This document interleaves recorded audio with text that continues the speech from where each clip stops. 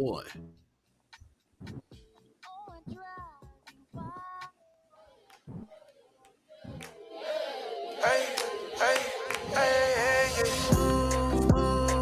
What is going on? This your boy Big Mar, man. We here live on the Genesis Block Live this Monday, March the 7th. Of course, I got the wonderful Black Bitcoin Billionaire Mod Squad here today.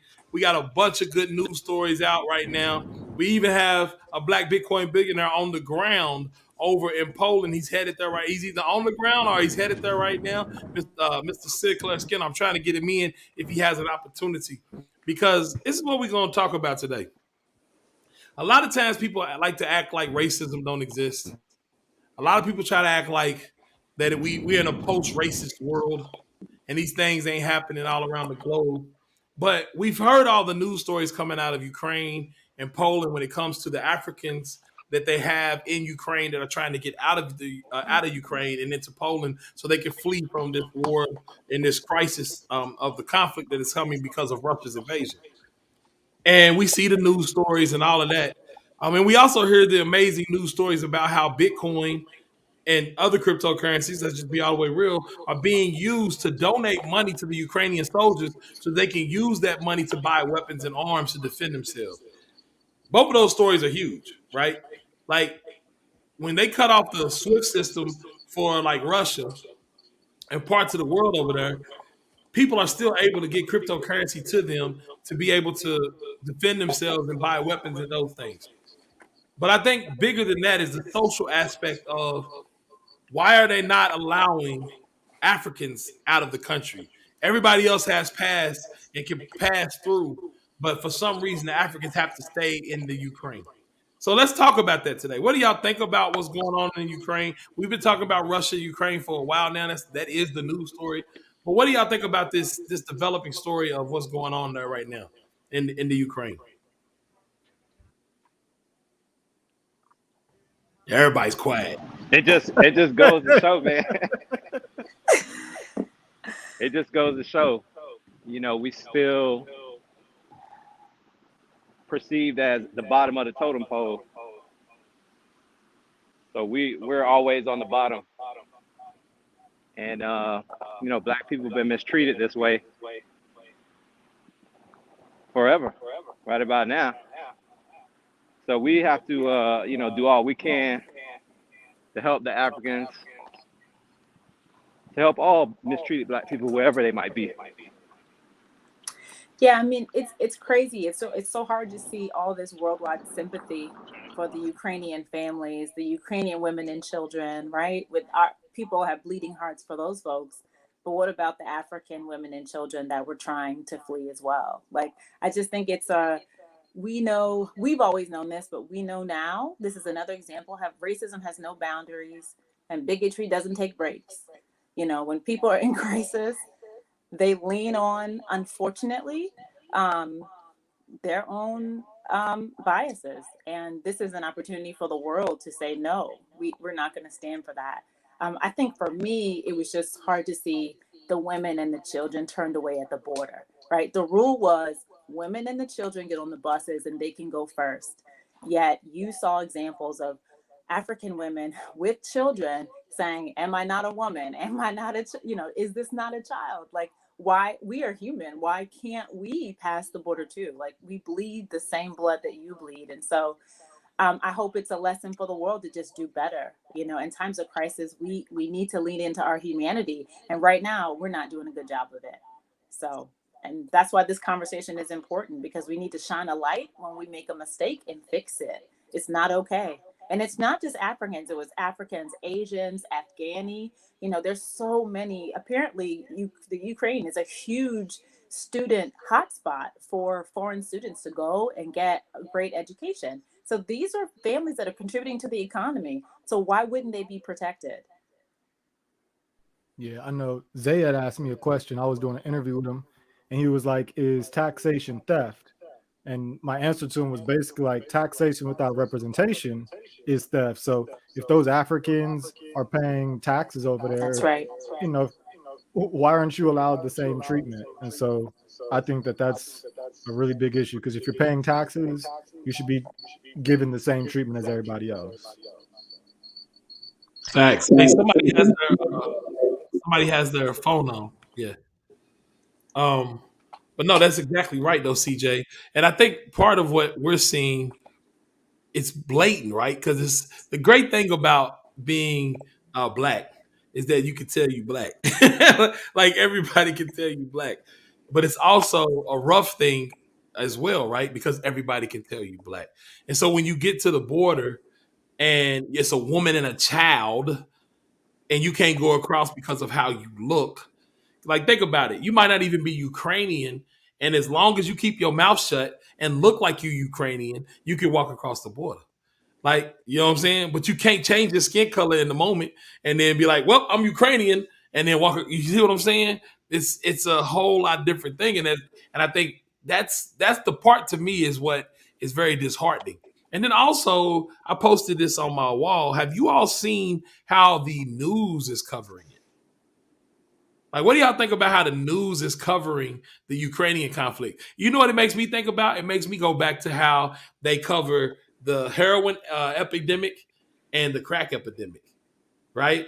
They cover it in two different ways, right? In crack, it's the crack monsters and the violence and all of that. When it was the heroin epidemic, it's these people are sick, they need help. What you Substance think about abuse. that? Without a doubt, I think that color matters.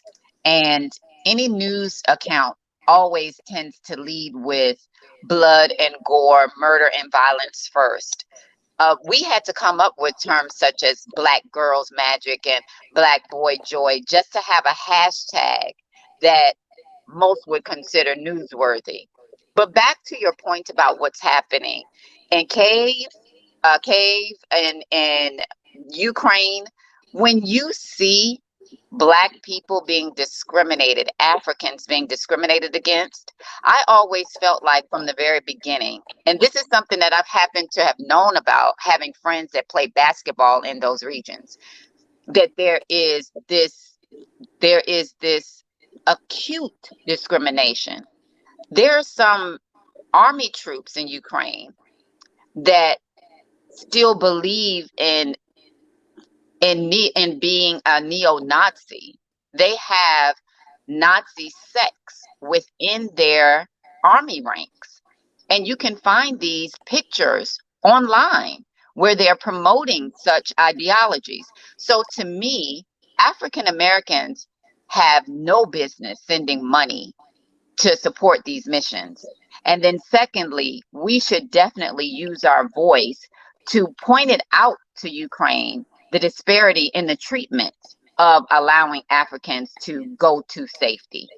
We should use social media platforms. We should use our dollars and withholding our dollars until they do something different, or at least that Ukraine knows that we see what's happening, that the world's eye see what's happening.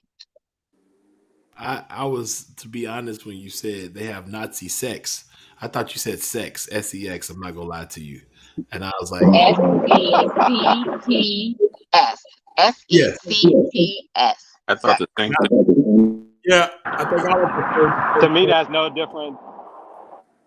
I was just gonna say that to me, that's no different than the police, here in the United States, police, the FBI, whichever branch of the government you want to pick.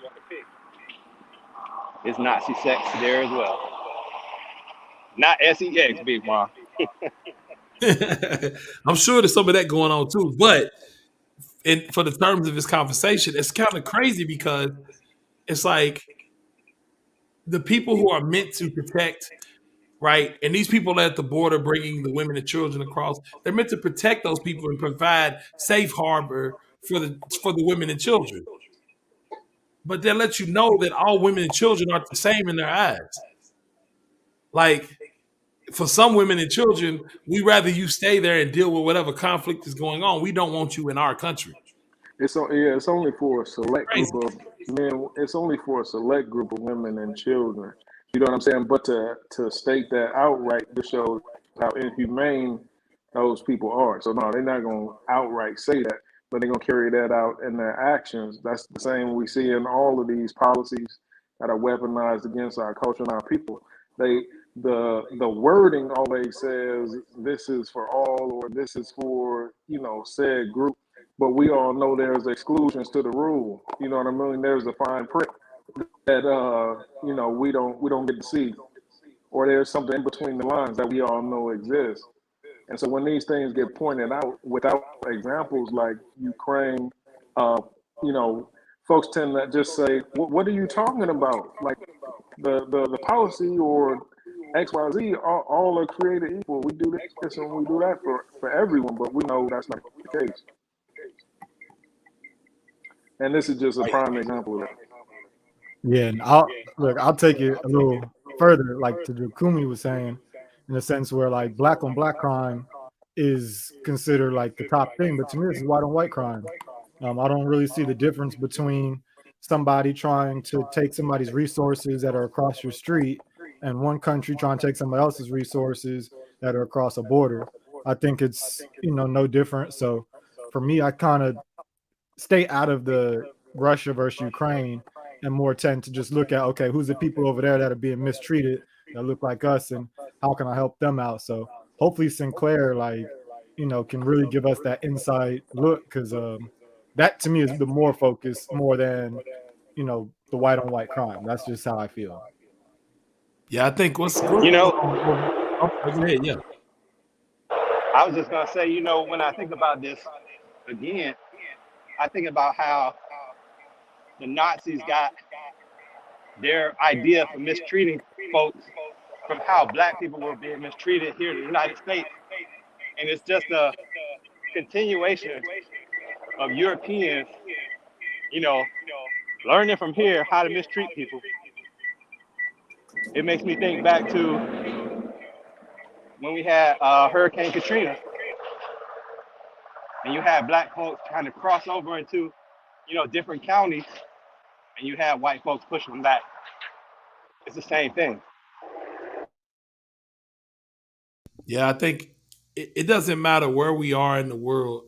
Um, the fact that our skin is so recognizable, it kind of makes it easy to discriminate. Um, because it's easy to just point somebody out. And I think no matter where you are, it happens. And I wish I could get my man, brother Sinclair on, and I think I'm gonna do a room, and I told him I would. Um, I told him I would do a room with him because he is on the ground trying to help them out. Just the sheer disrespect for humanity caused him to buy a ticket to Poland to help. And I think that was very courageous. And his whole company is called I Love Black People, and he's not playing. Like he's literally Facts. trying to get over there to help folks. And he and I were talking the other day. And what we're gonna do, I'm gonna try to help him is provides a way for us the same way people are donating to Ukraine to help them get weapons. I think we need to figure out ways to put money into the hands of some of those citizens, some of those people over there that are getting treated like this, so that it can help them survive as well. So I think he and I are going to put together some kind of room, and then you could just donate directly to him, so he can get the money to where it needs to be. So yeah, I talked to him about it because I was like, we got to do something. We have a platform here with the Black Bitcoin Billionaire. We have tons of amazing people. And here's the great thing I love about Black Bitcoin Billionaire. We've always been very giving people. We've given to each other.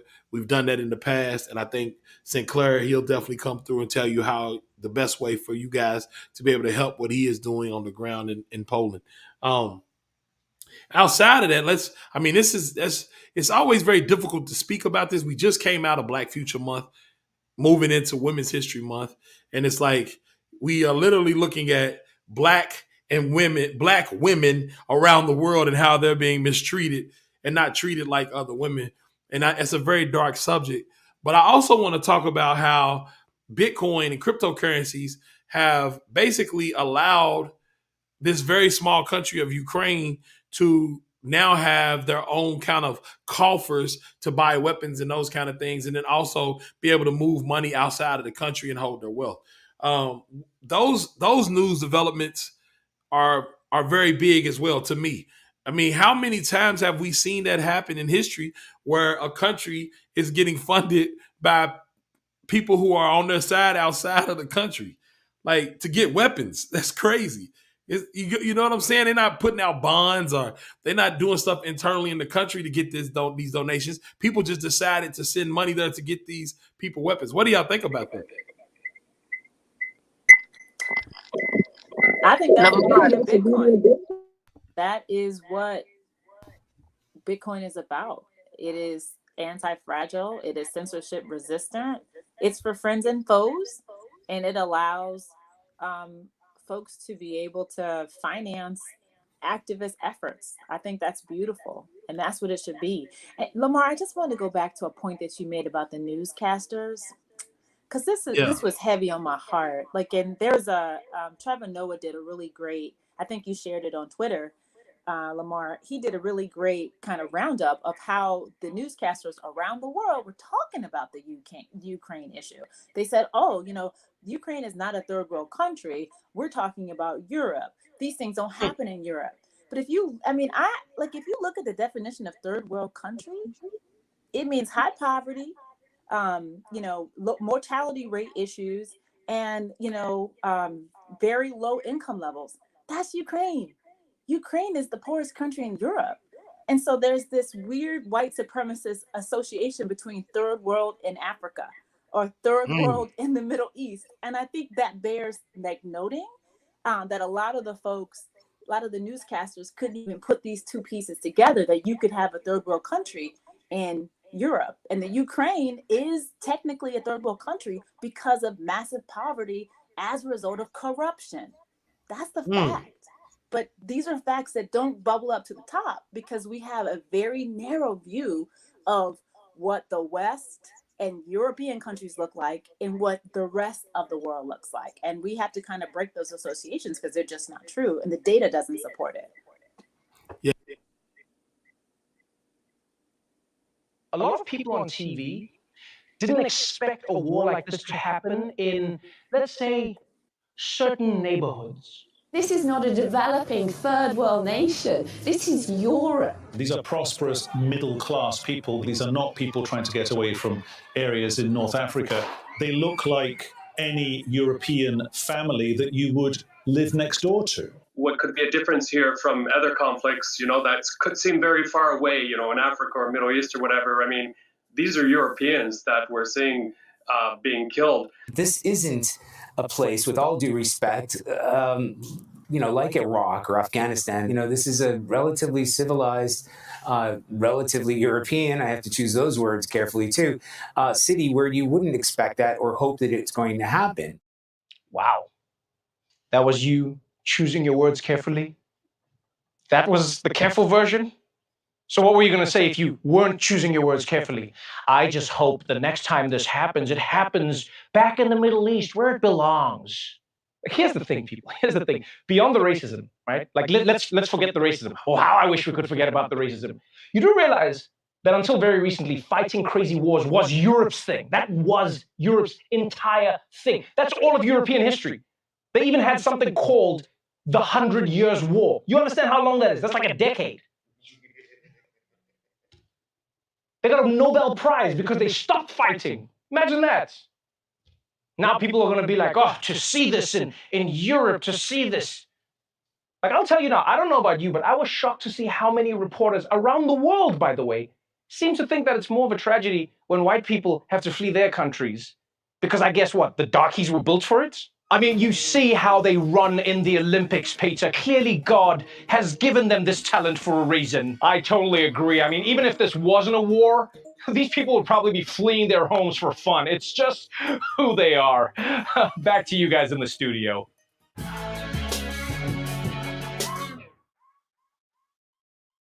That was rough. Damn. It's true. Tell me you racist without telling me you racist. Oh, Very necessary. We got to call it I mean, out. yours is echoing again.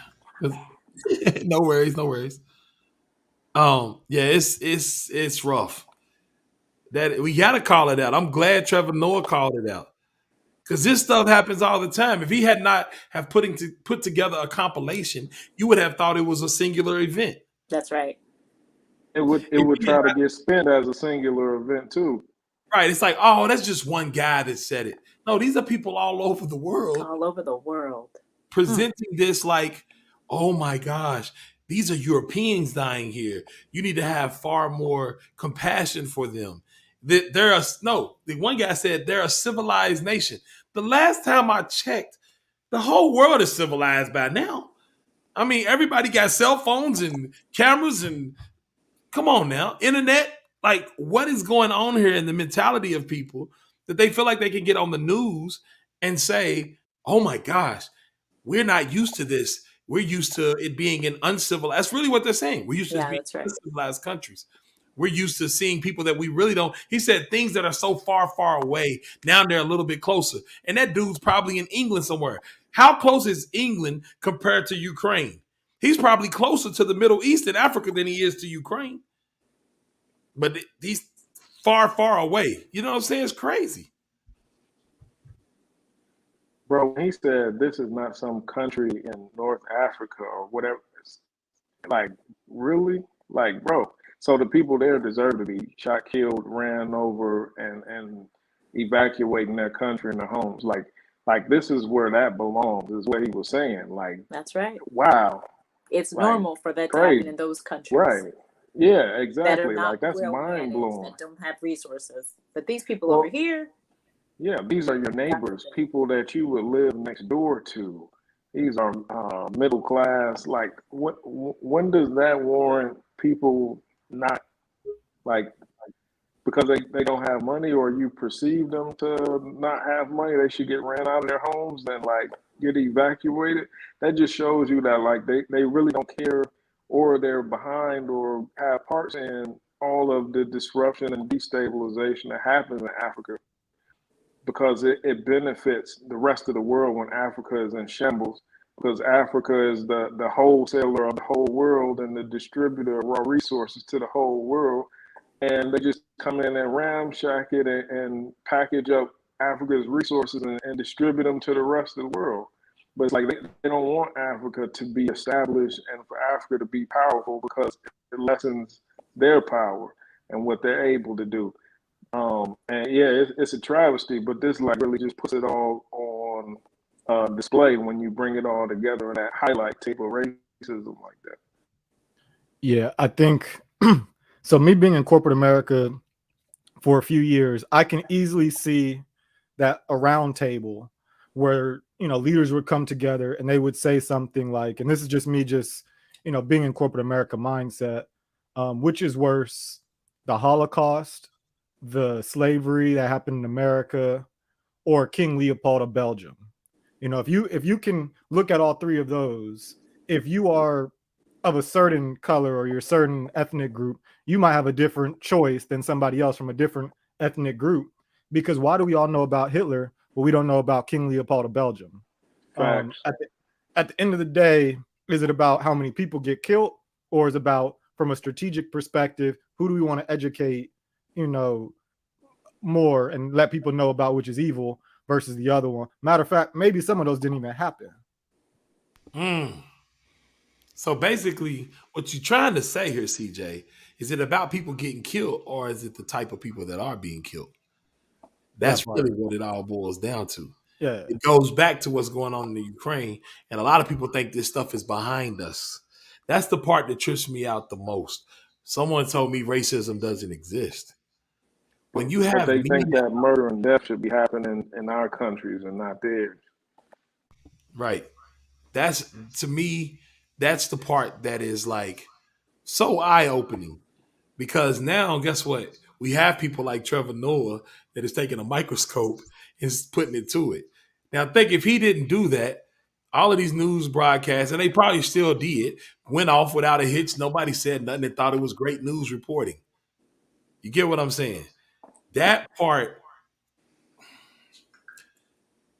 is the part that bothers me the most, that there are not more Trevor Noahs that have that type of a platform And here's the other part, not even Trevor Noah's, because Trevor Noah came from apartheid, split, divided South Africa. That's right. He has a different opinion than most other people. My question is, where are the Anderson Coopers?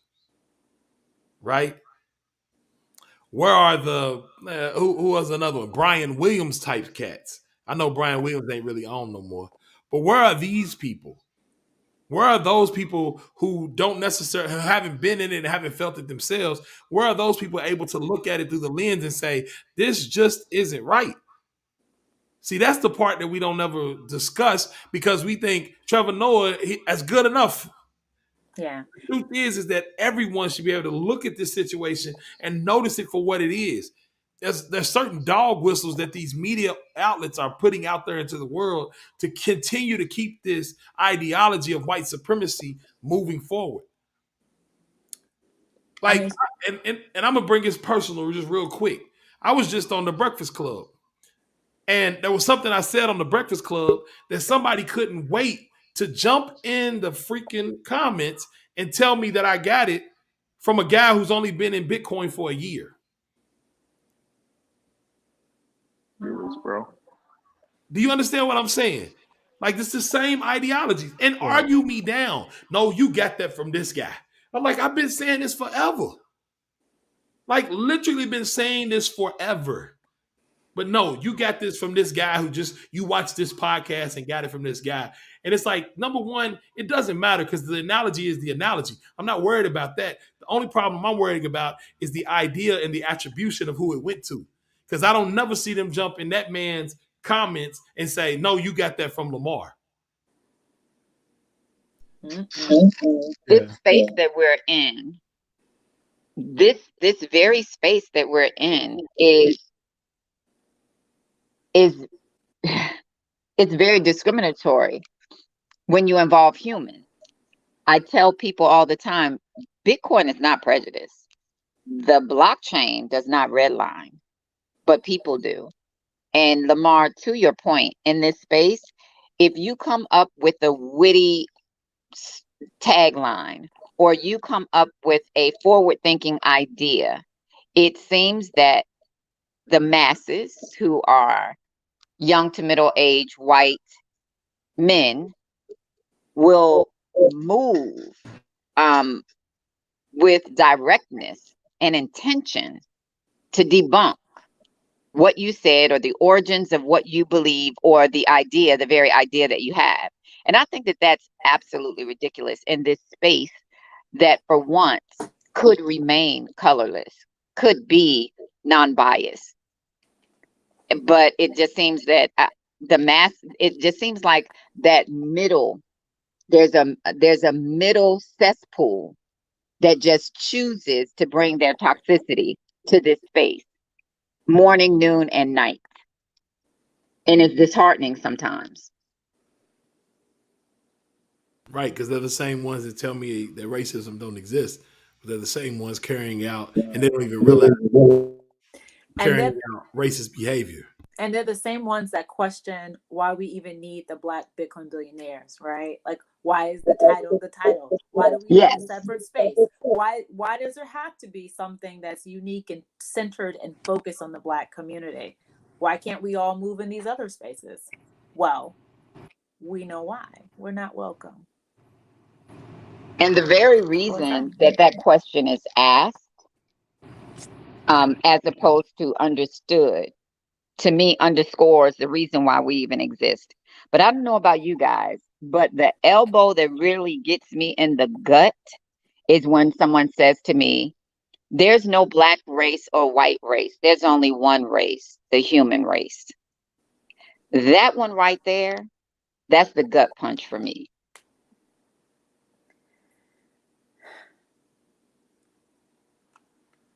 That's what's going on? I hate. What's up, Shane? Yeah, Black Rico.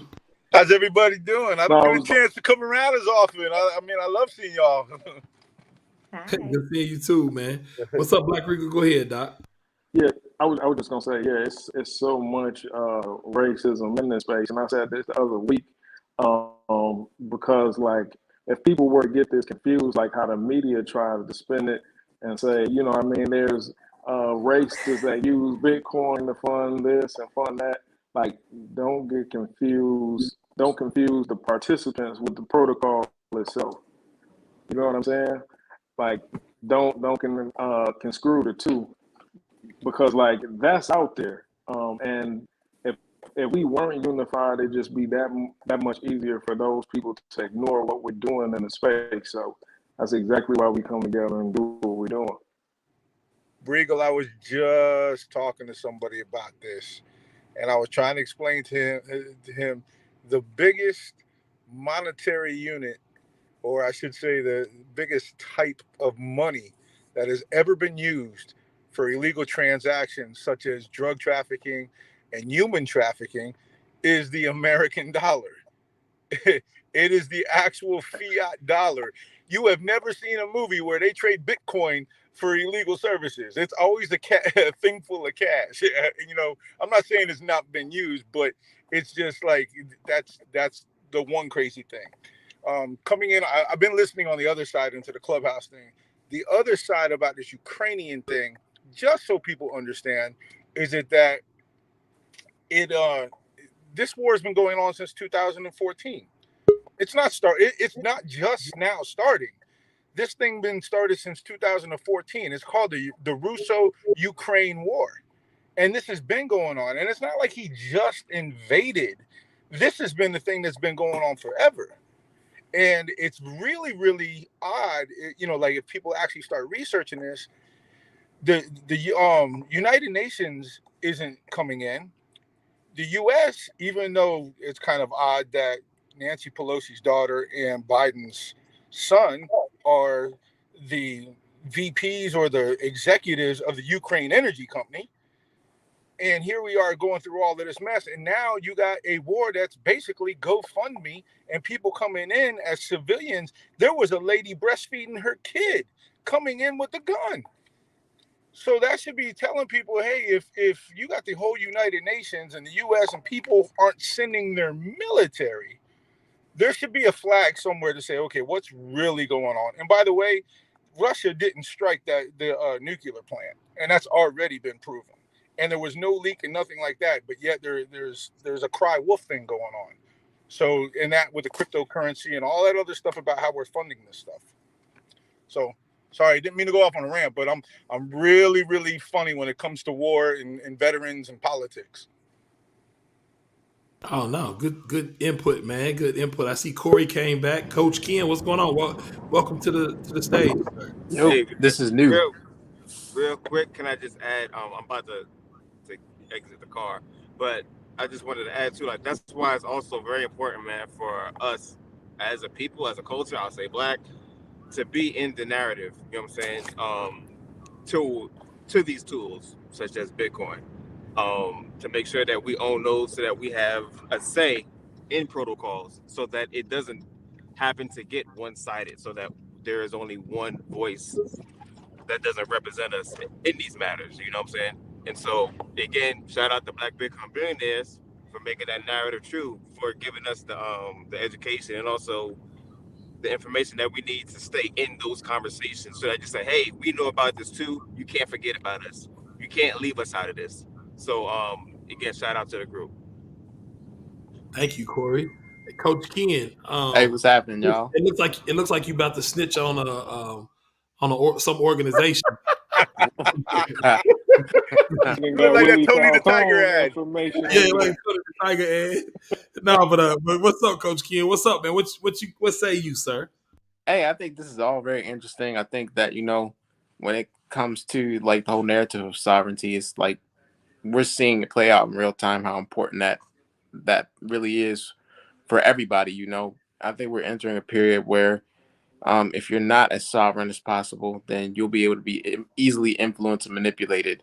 You're already seeing it here with the media. No matter which side you elect to believe in or choose, it's all slanted on all different ways, and it just makes a better case for Bitcoin, in my opinion.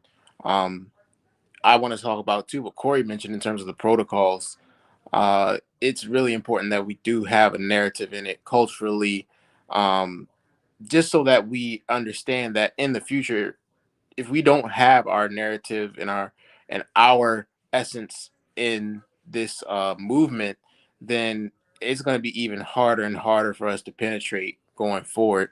I was talking to a software engineer earlier, and he was like, "We need this is going towards more of the tech side of things, but we need more black people in tech. We need more people who are inside of these protocols because just as you have like differences in language with our community as the other communities in the world, you have that same like those same differences in the lexicon in terms of like how computers get programmed and how certain things and protocols are done from a digital standpoint. So if we're not all together like trying to penetrate in as many ways as possible, including on that digital side, whether it be in the digital currency of Bitcoin, and many other things, we will get left behind. And it'll be to a point, I believe, where we won't actually be able to get in. So it just makes a stronger case for this group, particularly Black Bitcoin billionaires. It makes a stronger case for the use of Bitcoin and establishing your own sovereignty and really, really just understanding what it is you're involved in, not from a surface level. Really, everybody likes to talk about price of Bitcoin and et cetera, et cetera. But and this is why I always like what Big Mar says. One Bitcoin is one Bitcoin. We're starting to see what that truly means because you can't denominate Bitcoin and the Russian currency now or the Ukrainian currency now and get necessarily happy about it. You know what I'm saying? Like it's not something that you're like, oh, I'm gonna trade in my Bitcoin for Ukrainian dollars, or if you're on the Russian side, I don't know, I say rubles or rubles. Yeah, so just really start to understand what Bitcoin means as its own entity instead of comparing it to something else, and really understand how you could establish like your own sovereignty. That's all I'll say to that. This is a cool setup you got. It's first time I'm on the StreamYard setup, but it's cool to see all the familiar faces, and I'm looking forward to seeing y'all in person soon. Yeah, we looking forward to seeing you in person too. Because right now it looked like you just was snitching on a organization or something. But no, but real talk, what you said was amazing though, Coach Ken. And I always love your insight, brother. I really do. I look forward to seeing all of y'all in person, hopefully in Miami, man. That might be the earliest that we all get back together. But yeah, Frederick, I see you finally joined us back in, man. You was talking on Clubhouse, but I know you weren't able to get in. So what's going on, Doc? What say you, sir? Hey man, I just appreciate you all creating this space. I was getting pumped up, man, in the barber's chair. I'm thinking when I was listening to Trevor's clips and they were saying, hey, this is not some, other country. This is a European country. These people are civilized. And I'm thinking Mesopotamia, right? That was us, bro. That was black people. If you melanated people, if the folks didn't know, right? And then if you can sanction an entire nation, how many fewer steps are necessary to sanction individuals if the government sees fit to use economic means to suppress? And we know redlining and all that kind of stuff existed, but we're talking 2022. You can shut down a country's ability to move its money around. You can shut down its flights and so forth, right? And you can't trade your currency, and so you got to have something that's hardcore, man. I mean, come on, man. If this doesn't tell you the story and speak to the potential that's out there for those that aren't holding Bitcoin, nothing will in my mind's eye. Nothing will. So I say, man, stack your sats and get it going, ladies and gentlemen, boys and girls, because I think it's going to get real in the next decade or so. This is just the tip of the iceberg. I think a lot of people are nervous about their ability to influence geopolitical spaces using currency as a primary weapon system. And because of Bitcoin's decentralized nature, it negates that particular weapon system in their repertoire. And I'm going to rest my mic, bro. Keep doing what you're doing. Oh man, you came in here with a different energy, brother. I stacked them sats. Y'all heard what the man said. You need that for your freedom. You know what I'm saying? I see my man Corey Marshall. He is out here repping the merch. I see you with the distress flag shirt on. I see you. But yeah, man, I think this was a very, very, very important episode. Like real talk. I think this was the episode that we needed to talk about because it went more than into Ukraine. It just showed how these systems all around the globe have been set up to basically put us in situations like Ukraine. And the problem is that we have to live in these systems. If you get what I'm saying. Like those people in the Ukraine, they were there for school. They weren't there to do nothing nefarious. A lot of those people were there for school. They were there to learn. And so when you're in a situation where you're the minority, there's a lot of things that you have to realize that sometimes you're subjected to just because you're in the minority. And it's like we have to realize that in this country and all around the globe that we can take some of that power back by getting into things like Bitcoin, things that give us back our sovereignty. So yeah, man, this has been a really cool episode. I see Jakumi, he got in from his run, he got his nice glow, his exercise glow on right now. I see it all in his face, in his cheekbone muscles. So what's up, Jakumi, man? Did you have something final to say as we start to close this down? This is perfect because we try to do about an hour. What we might need to do is do like 42 minutes so we can get on Netflix sometime. Like if we keep it going like that, we mess around and publish this out to Netflix or something. The Genesis block on Netflix. This is the power, more power to the people. You feel me? But yeah, go ahead, Jakumi. Nah, I was just gonna say, just like Frederick said, stack your sats, man. If you can learn anything from this whole situation, Black people are still treated as an underclass. And so until we can do as much as we can to get our sovereignty, we're going to still be left in that same shadow. So we need to do all we can to break away as much as we can and enrich ourselves as much as we can. Because I hate to say it, but in order to get ourselves out of this, we might have to pay some people. We're going to have to graze some palms at some point. Money works. Is that what you saying? That's it. He said money works. Cause look, my buddy from where's he from? I can't even think of the name right now. Where is he from? It starts with a B. Anyway, he used to always tell me, he said, Lamar, he said, in my country, Bulgaria, that's what it said. He said, Lamar, in my country, money works. And I immediately understood what he was saying. You know what I'm saying? So Jakumi saying, what he's saying is that we might need to get to the point where money has to work. But you know what? Having a money that is the hardest money on the face of the planet is a great start towards that. So without further ado, y'all, I think this has been an amazing, listen, this worked really well this time, man. We ain't have no hiccups, no glitches. It worked really good, man.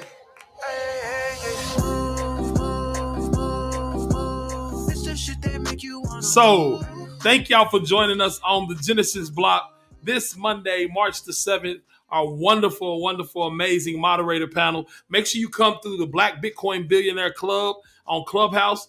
Join, come in, see what you got to do, see how you can add to the conversation, learn what you can about Bitcoin. And we don't just talk about Bitcoin, we talk about everything else as well. And I just love these people. I just be all the way real. I love all of these folks. See these people, see these beautiful faces up here.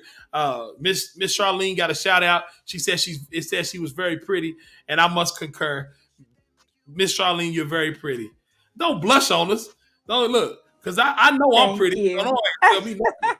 You know what I'm saying? But I appreciate all of y'all, man. Thank y'all for joining us today. Until next week, live love, love life. If you live love, you'll love your life. And everybody on Clubhouse, y'all know we coming there next. Everybody's already on stage, so we can continue this conversation. But everybody else out